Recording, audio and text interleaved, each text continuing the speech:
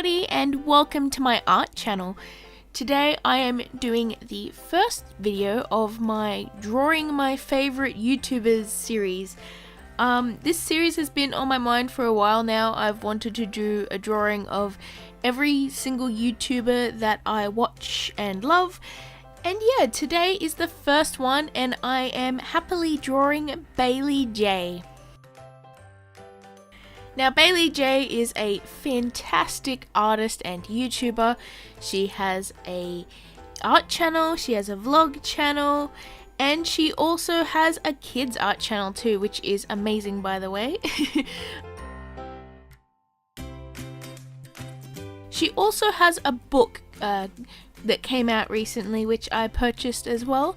And yeah, I just wanted to draw something for her because, yeah, why not? So here I have sketched and inked out the piece. It is a drawing of her and her two cats, Kiki and Midna, and also one of her favorite Pokemon, Corsola, in the corner there. And how can I not draw Baylee without drawing some Copic markers? And yeah, I also added in her pushing sweater because she often likes to wear that. And to be honest, it is pretty awesome, so I wanted to draw it. I really love that pushing sweater. I think it is so cute, and I love how it's got the little autumn leaves and cute little kitty cats.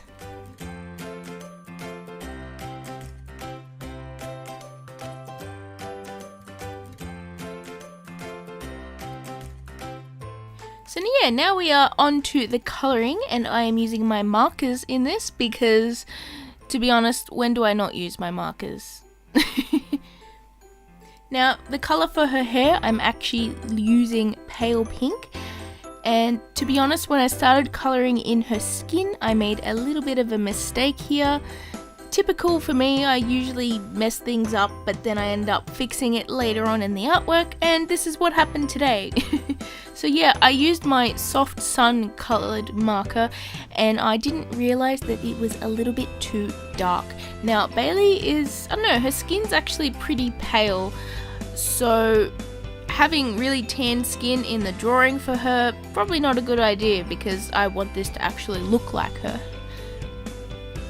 So I ended up going over it with my colourless blender, which actually lightened it a fair bit, but it also gave it a kind of speckly texture, which can sometimes happen when you lighten markers with the colourless blender. But it's okay because I actually ended up fixing it up later in the artwork. For her pushing sweater, I didn't have the correct warm grey colour that I wanted to use, so I actually used a cool grey and then I layered a bit of milky white over the top, and that kind of lightened it a little bit and warmed it up a bit, basically made it like the warm grey colour that I wanted.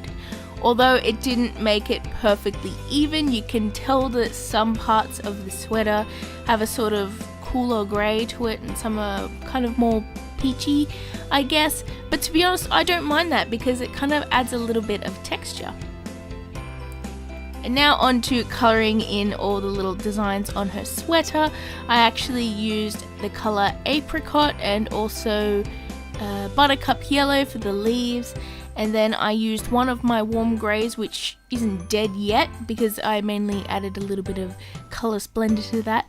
I really need to get more inks for my warm greys, but I will get that at a later date. But yeah, I used the warm grey for pushing himself, and yeah, I think it turned out pretty nicely. And now for colouring in the markers in this illustration, I'm actually using cool greys here. The darkest one is a C5, I believe, and then I also used a bit of C3 and C2 and a bit of colour splendor as well, just to get in that little highlight. And of course I used the colours, mainly some warm browny colours, very desaturated, to sort of go with the jumper, and also some pinks as well to go with the hair and Corsola. And finally, I wanted to add a background. Now I wanted to choose a colour that went well with her hair and the pinks that are obvious in this illustration.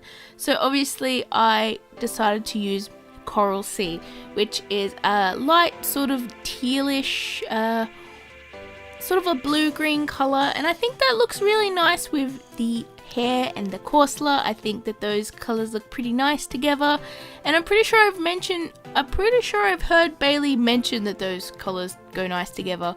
So yeah, I thought, you know, why not give it a go and see how it turns out. After that, I decided to add a little bit of Color Splendor ink drippies onto the background just to give it a little bit more interest and texture, and to be honest, I really do like that I did that. I think it makes it look so cute. It gives a little bit of highlights here and there in the background, and yeah, I think it turned out pretty nicely. And now for one of the final things in this illustration, I obviously had to color in the adorable cats, Kiki and Midna. Now, Kiki, the black one, was pretty straightforward to color in, just some blacks and some very dark grays. But Midna, the tortoiseshell cat, was a little bit more difficult to color in. Because with tortoiseshells, their patterns are very erratic and random. So I don't know, it was a little bit hard to try and make it look exactly like Midna. Obviously, I don't have all the images or references. I tried to find a good reference for her face, but for her body, I kind of just had to make it up a little bit. But I think I got the essence of her. Definitely the cute, sad-looking face. And yeah, I don't know. I think I did pretty well.